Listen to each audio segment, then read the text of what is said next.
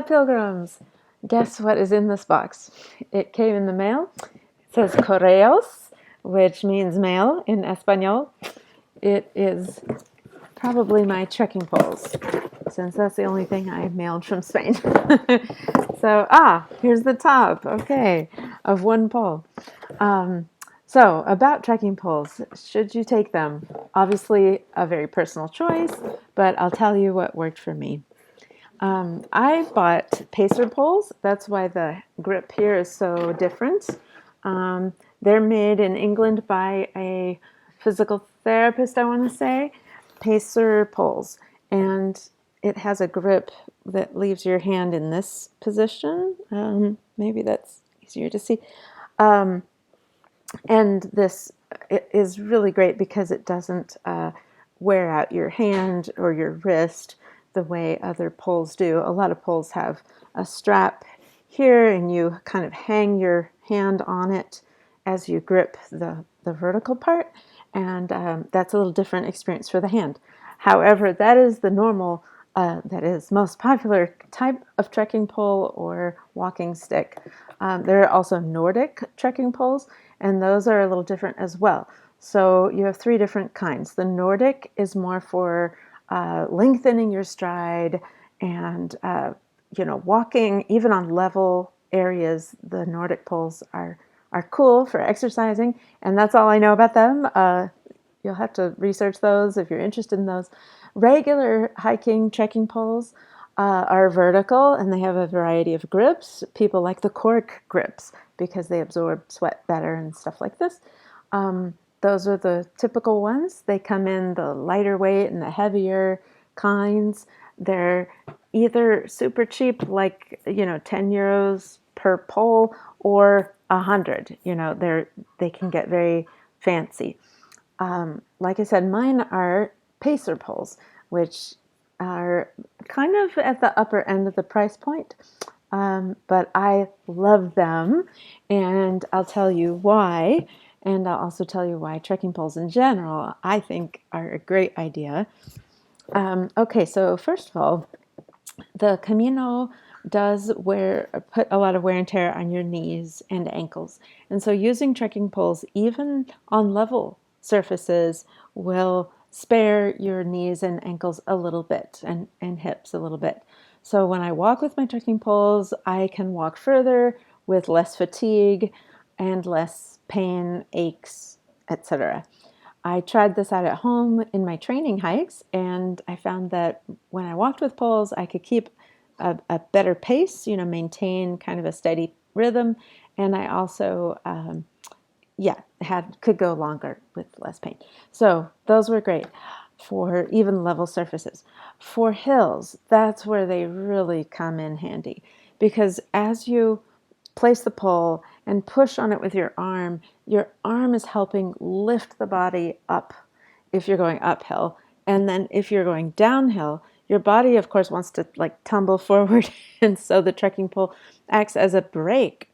And for the pacer poles, you can just flick your wrist outward, and that will kind of create a brace when you're going downhill and break your that sense of falling forward, give your knees and feet and thighs a little less to do as your arms take some of the weight.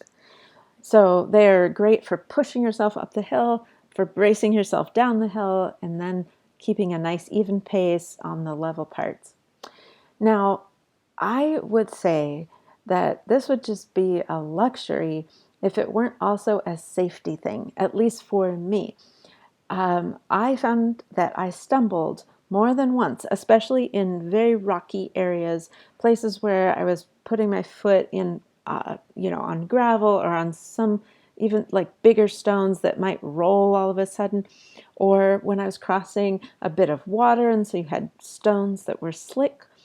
I would have fallen at least 3 or 4 times on the Camino had it not been for my pacer poles. And I am not in my 20s or 30s or 40s, so to fall would be, not good for me. Some people might bounce right back up, and good for you, but I really, really couldn't afford to fall. So the poles helped me have basically four legs instead of two. I had more stability throughout the whole trek, and particularly in difficult terrain. So not even necessarily uphill, downhill, but just rocky or rough or you know, dangerous footing. So the poles helped me keep my footing. So safety plus helping go up and down. I just found them really valuable. Now, my hands get sweaty when I use these, and so I bought some gloves. Bikers use a lot of good gloves, like for bicycling. Um, my gloves, I want to say, I'm not sure what they were labeled as, but they're outdoor research sun protective gloves, and they have a little bit of a grip, like little dots of grip on the inside. They dry quickly, they rinse like, very easily, kind of nylon feeling, and they kept my poles from slipping in my hands and also kept the sweat down. So that was great. Not to mention protecting my hands from sunburn. And people do get sunburn on their hands on the Camino when they use trekking poles because your hand is exposed to the sun more directly than if you're just walking. Another nice thing about using a trekking pole is that it puts your hands up instead of down at your sides. You'll find, even with a couple miles of walking, that blood will rush to your fingers and they'll feel kind of enlarged, like, and you'll have this urge to like put them over your head or something to get the blood to pull back down. And some people even wear compression gloves. Mine are not compression, but to push the blood back toward the heart. But I found that if I use my trekking poles, my fingers don't have that sensation and I don't get the blood pooling in my hands. So that was another good thing. Of course, you could just consciously make sure your hands are up some of the time instead of down, but a trekking pole will force your hands to be in a better position for that. So I love my trekking poles. Now, the one complication is that it's very hard to get these things on and off a plane. So some people just pack them in their backpack, especially the ones that collapse down.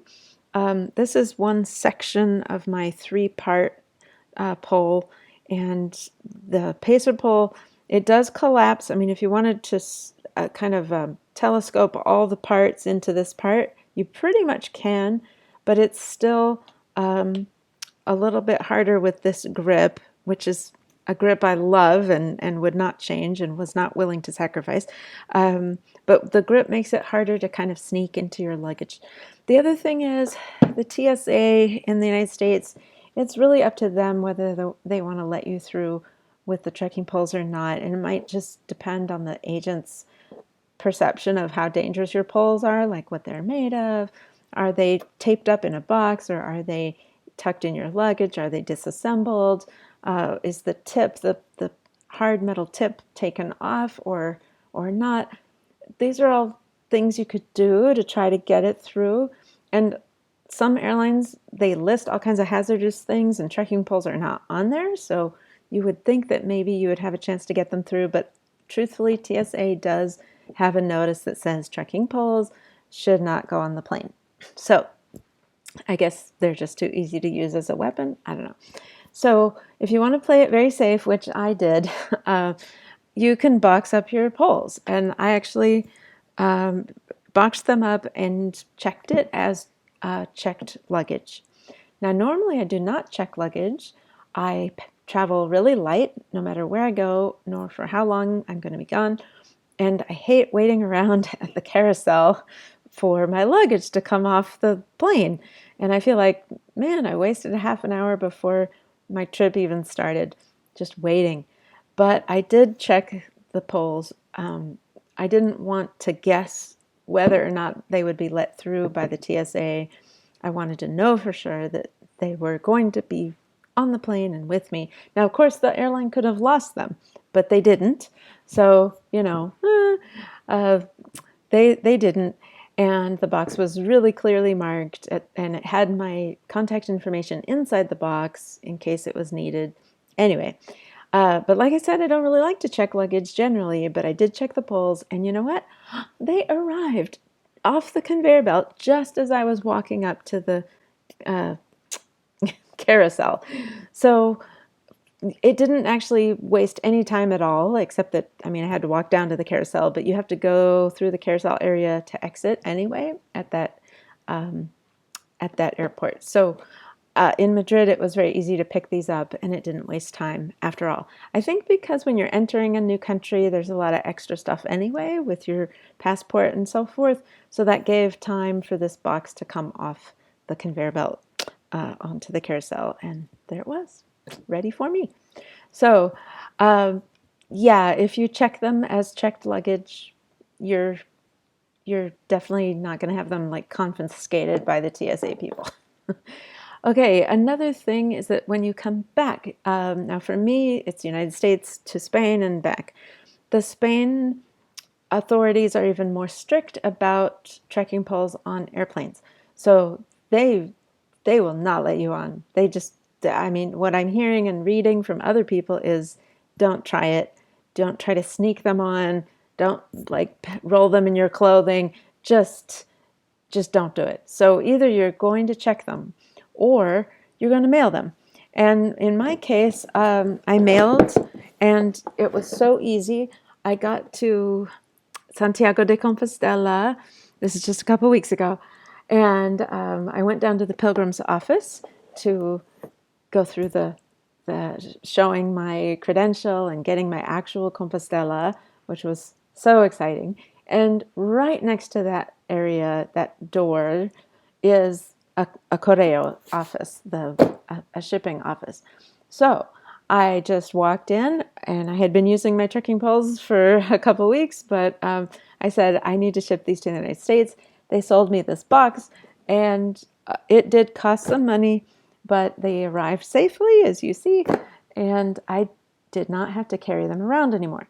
Now, if I were flying home from Santiago, maybe I would have checked them in the luggage again, but I was not. I was going to Madrid first and to a bunch of museums.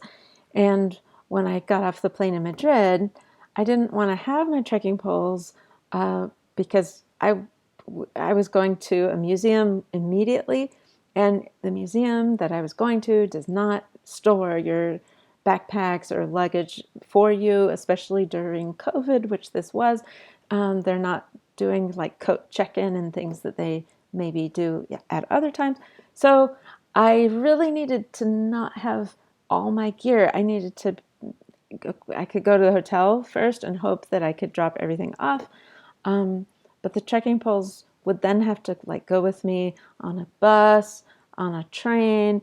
There were multiple things that between me and the hotel, and anyway, I decided I just want to be rid of these things.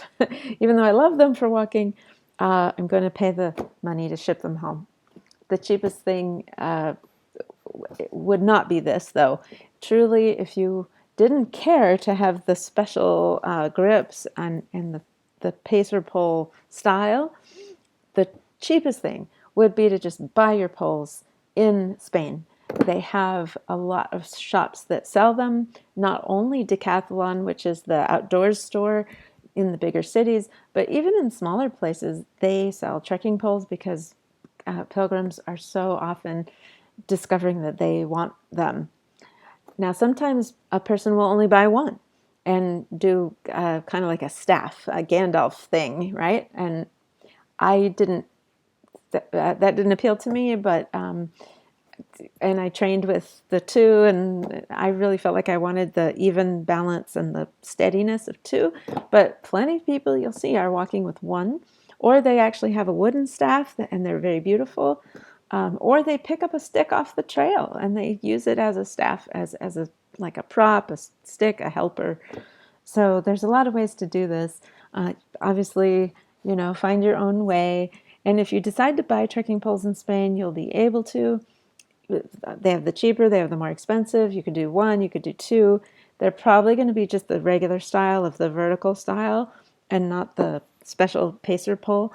But I would still do that just for safety, rather than have no trekking poles. Um, and if you're interested in pacer poles, check them out.